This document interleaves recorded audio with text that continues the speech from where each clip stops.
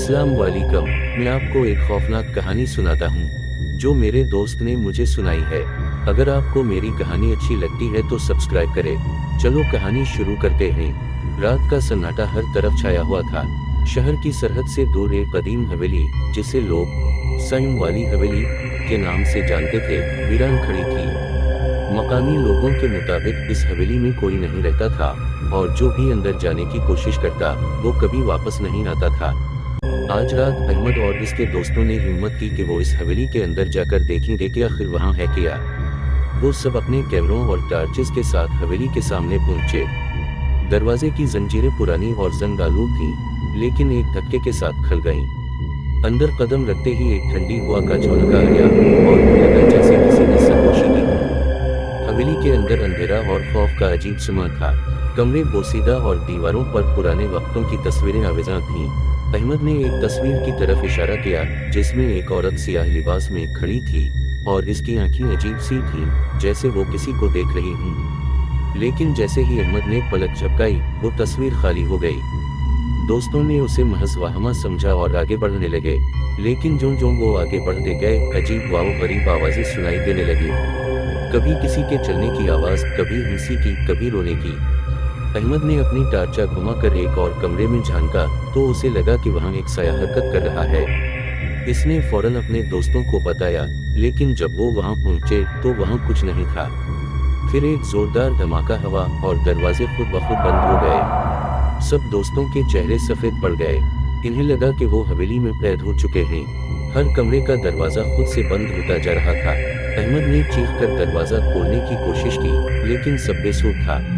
अचानक एक साया उनके दरमियान आया और एक एक करके सबके सामने से गुजरने लगा, जैसे वो उनका मुआयना कर रहा हो। सबके दिलों की धड़कनें तेज हो गईं।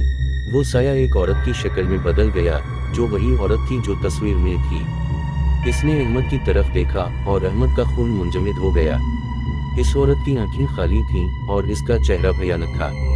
उसने एक जोरदार चीख मारी और सब दोस्त बेहोश हो गए।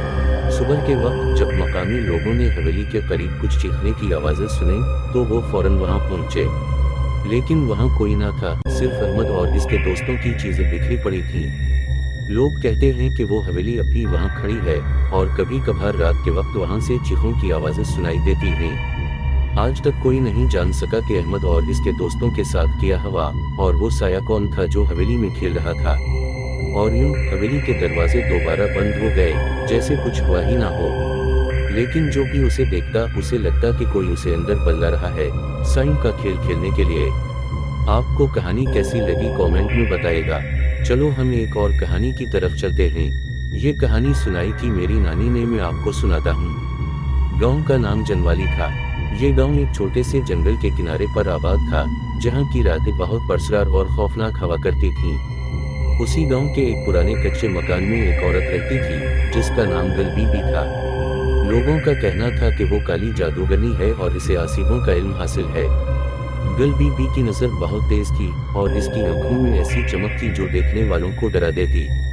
लोग इसके घर के करीब भी जाने से डरते थे क्योंकि वो देखने में निहायत खौफनाक लगती थी। गांव में अक्सर बच्चों के अचानक गायब हो जाने की खबरें मिलती थीं और लोगों को यकीन था कि इन वाक़यात के पीछे गल बीबी का हाथ है। एक रात गांव के एक नौजवान हसन ने गल बीबी के घर के करीब से गुजरते हुए अजीब व गरीब आवाज़ें सुनी। इसने देखा कि मकान से हल्की रोशनी निकल रही थी और साथ ही खौफनाक सरगोशियों की आवाज़ें भी सुनाई दे रही थीं। हसन ने तजस्सुस में आकर खिड़की से अंदर झांका और जो मंजर उसने देखा वो नाकाबिल बयान था। गल बीबी एक दायरे में बैठी हुई थी और उसके सामने इंसानी हड्डियों का ढेर लगा हुआ था। वो किसी अजीब जबान में मंतर पढ़ रही थी और उसके इर्द गिर्द साए रक्स कर रहे थे। हसन की रीढ़ की हड्डी में खौफ की सब लहर दौड़ गई। उसने फौरन वहां से भागने की कोशिश की, मगर वो जादूगरनी उसे देख चुकी थी। गल बीबी की आंखों में गुस्से की लाल रोशनी थी। उसने एक जोरदार चीख मारी और हसन के पीछे भाग पड़ी। हसन पूरी ताकत से भागता रहा, मगर वो एक कदम भी गल बीबी से आगे नहीं निकल सका। अचानक हसन की टांगों ने काम करना छोड़ दिया। वो जमीन पर गिर पड़ा और गल बीबी ने उसे बालों से पकड़ लिया। इसकी आंखों में वहशत थी और उसके चेहरे पर एक शैतानी मुस्कुराहट।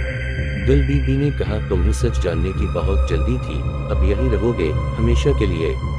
एहसन का चीखना सुनसान रात में भी गूंज उठा, लेकिन उसकी आवाज सुनने वाला कोई नहीं था। अगली सुबह गांव वाले जब एहसन की तलाश में निकले तो इन्हें सिर्फ इसका जूता और खून के कुछ निशान मिले। इसके बाद एहसन को किसी ने कभी नहीं देखा। लोग कहते हैं कि गल बीबी के जादू ने उसकी रूह को कैद कर लिया है और अब वो इसके मकान के इर्द गिर्द चीखती हुई नजर आती है। गल बीबी का घर आज भी उसी तरह खड़ा है, लेकिन कोई उसके करीब नहीं जाता। गांव के लोग अब भी इस जगह से गुजरते हुए दरूद पढ़ते हैं और जल्दी से आगे बढ़ जाते हैं। Dash dash dash. ये कहानी एक खौफनाक और पुरस्कार औरत की है जो काली जादू के जरिए लोगों की जिंदगियों को बर्बाद करती थी। अगर आपको कहानी पसंद आई है तो लाइक, शेयर और कमेंट लाजमी करें। शुक्रिया।